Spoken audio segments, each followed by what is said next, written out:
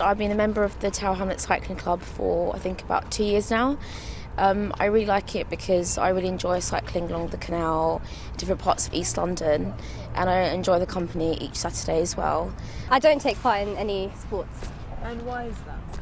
I think, well, I've tried to, I know there are a lot of facilities out there, but I haven't really, maybe because of the costs, I haven't really signed up for it, or the time, or because you're so busy.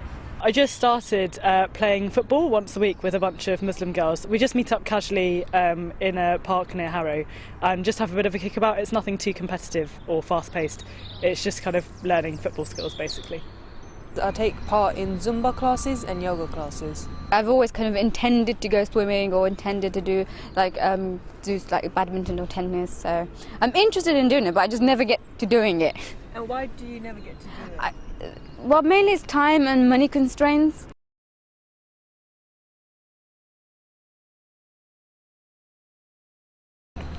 Because I went to a girls' school, it wasn't so much difficult as it is now, because nowadays, especially in local areas, there's been lots of mixed classes, whereas myself, I would feel more comfortable in going to only girls' classes. So it's quite difficult finding an only girls Zumba class and an only girls yoga class. I go to lady swimming, and sometimes they have like male lifeguards, so I can't go then. There's a running club run by Mile End Leisure Centre in the stadium, and I really wanted to go so badly. So I got the kit out, my jogging bottoms, anything as baggy as I could. So I thought it would be only women's, and it'll be a bit late, no one would see me, and it's winter.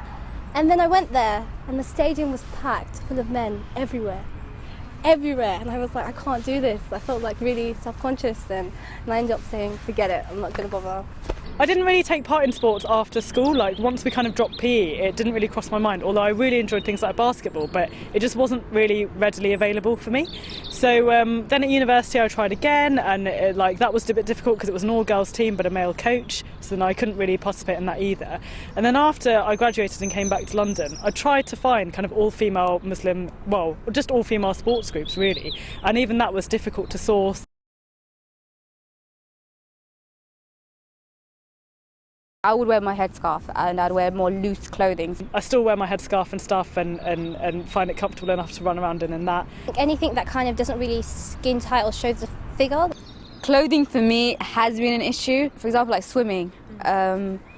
I'd rather just wear just a swimsuit, but sometimes I have to wear the leggings. When I've been to swimming pools, it says you have to wear shorts, whereas that wasn't the case like 5 years ago. But I wouldn't go into a swimming pool if I have to wear shorts. I would wear leggings or 3/4, but you're not allowed to wear that. One thing I would really like to buy that kind of prevent in terms of difficulties as playing sports is the burkini.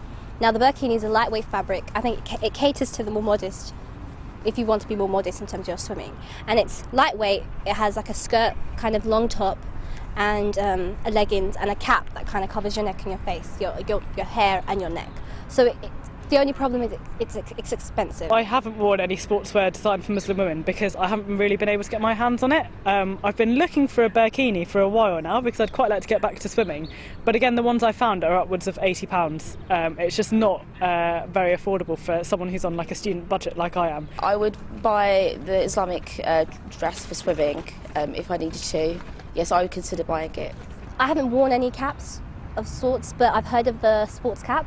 It's designed by this Dutch designer called Cindy van den Bremen, and it's like a sports cap that kind of has a Velcro neck fastener, and it's like kind of made of a woolly fabric. It's for running, jogging. It kind of, instead of you wearing your hijab or a thicker fabric, it kind of caters to, it kind of fits in all the areas that you like to be covered as a Muslim woman. So your neck, if you wear a hijab, your neck and your hair, so it kind of keeps that all intact.